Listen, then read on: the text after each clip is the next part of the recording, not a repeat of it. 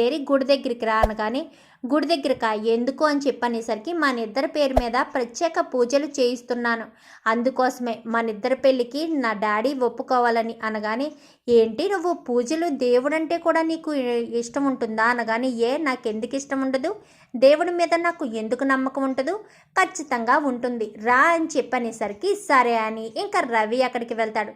వెళ్ళేసరికి శృతి ఫ్రెండ్స్ మగవాళ్ళిద్దరూ ఆడవాళ్ళిద్దరూ కాస్త ఉంటారు. ఉండేసరికి రవిని బలవంతంగా తీసుకుని లోపలికైతే వెళ్తారు. వెళ్ళి బలవంతంగా బట్టలు మార్పించేసి తీసుకొస్తారు.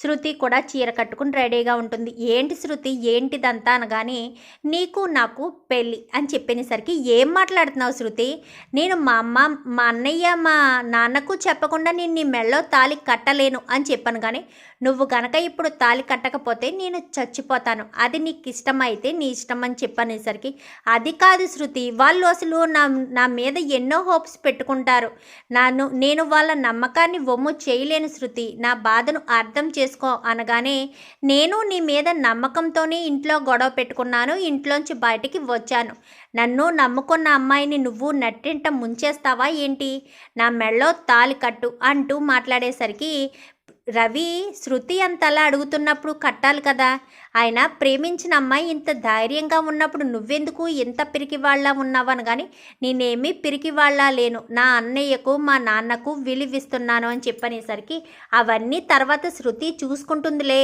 శృతి నీ అంత అమాయకురాలైతే కాదులే, ముందు శృతి మెళ్ళలో తాళి కట్టు అని చెప్పనేసరికి పంతులు గారు అయితే సమయం మించిపోతుంది బాబు, మాంగళ్య ధారణ చెయ్యండి అని చెప్పనేసరికి కడుతున్నావా లేదా అని చెప్పాను. కానీ ఇంకా రవికి ఇష్టం లేకపోయినా శృతి మెళ్ళలో తాళి కడతాడు.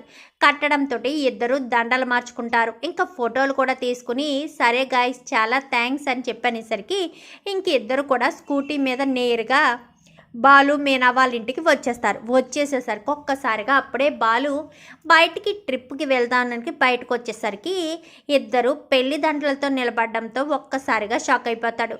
నాన్నోయ్ అని పిలిచేసరికి సత్యం అయితే వస్తాడు.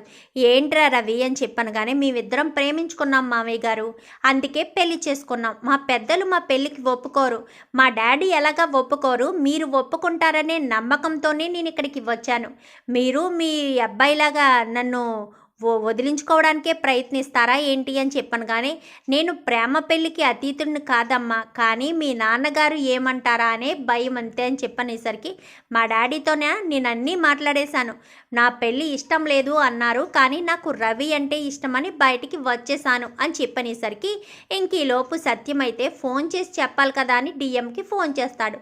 మీ అమ్మాయి మా అబ్బాయిని పెళ్లి చేసుకుని మా ఇంటికి వచ్చింది అని చెప్పనేసరికి ఇంక ఇద్దరు కూడా మొగుడు పిల్లలు ఇద్దరు కారు వేసుకుని వచ్చేస్తారు. మా అమ్మాయిని మోసం చేశారు, మాయ చేశారు, ఏదో మందో మాకో పెట్టేశారు, అందుకే మా అమ్మాయి మీ అబ్బాయినే పెళ్లి చేసుకుంటానని ఎప్పుడు కూడా మా ముందు ఎదిరించి సమాధానం చెప్పలేని మా అమ్మాయి సమాధానం చెప్పింది అంటూ ఇంకా డిఎం మాట్లాడేసరికి ఏం మాట్లాడుతున్నావు మీరు, అయినా నేనేమి వీళ్ళ మాయకి మా అభ్యాలకి మంత్రాలకి లొంగిపోలేదు, నేను రవిని ప్రేమించాను, అందుకే పెళ్లి చేసుకున్నాను, ఆ విషయం మీకు చెప్పాను, మీరు పెళ్లి చేస్తారేమోనని, మీరు ససేమిరా కుదరదన్నారు, అందుకే నా ఇష్టాన్ని నేనెందుకు చంపుకుంటాను, అందుకోసమనే పెళ్లి చేసుకున్నాను అంటూ ఇంకా శృతి చెప్పేసరికి అంటే ఏంటి శృతి, మాకిష్టం లేకపోయినా నువ్వు పెళ్లి చేసుకుంటానంటావా అనగానే నేనేమి మైనర్ని కాదు, మీ ఇష్టాలకి లొంగి నా ప్రేమను చంపుకోవడానికి నేను మేజర్ని, నా ఇష్టంతో నేను ఎవరినైనా పెళ్లి చేసుకునే హక్కు అధికారం నాకుంది,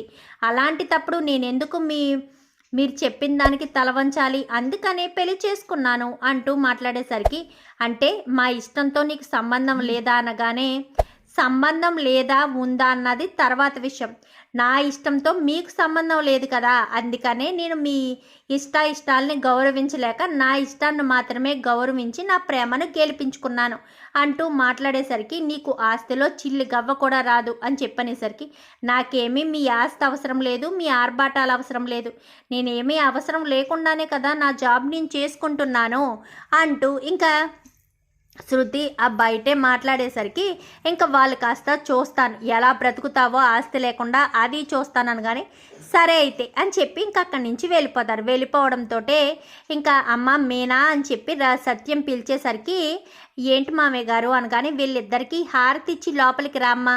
వాళ్ళ నాన్న చేతులు దులిపేసుకున్నట్టు నేను నా కొడుకు విషయంలో చేతులు దులుపుకోలేను. నాకు నా కొడుకు అంటే ప్రాణం. నా కొడుకు ఏం చేసినా కరెక్ట్గానే చేస్తాడని నాకు నమ్మకం.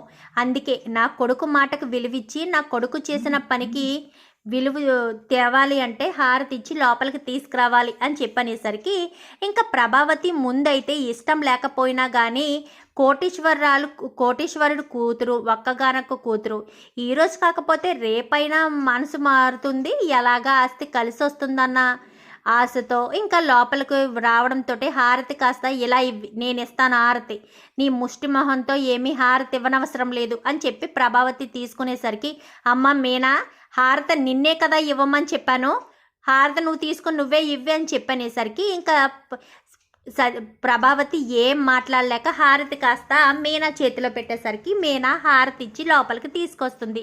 ఇంకా అక్క అంటూ మీనానే హత్తుకుంటుంది. ఇంకా రోహిణిని మొత్తం అందరినీ కూడా పరిచయం చేస్తాడు. అందరికీ కూడా హాయ్ హాయ్ అని చెప్పి ఇంకా మీనాను మాత్రం చాలా దగ్గరగా హత్తుకుంటుంది. అందరూ కూడా సంతోషిస్తారు. చూద్దాం మరి రాబోయే ఎపిసోడ్స్లో కొత్త కోడల విషయంలో మరి ప్రభావతి ట్రీట్మెంట్ ఎలా ఉంటుందో, మరి ప్రభావతికి చుక్కలు చూపిస్తుందా కొత్త కోడలైనా, అసలు ఏం జరగబోతుందో అనేది రాబోయే ఎపిసోడ్స్లో చూసి తెలుసుకునేద్దాం. మా వీడియో కనుక మీకు నచ్చినట్లయితే వెంటనే లైక్ చేయండి, మా ఛానల్ని సబ్స్క్రైబ్ చేసుకుని పక్కనే ఉన్న బెల్ సింబల్లో ఆల్ పై క్లిక్ చేయండి. ఇలా చేయడం వల్ల అందరికంటే ముందుగా చూడవచ్చు.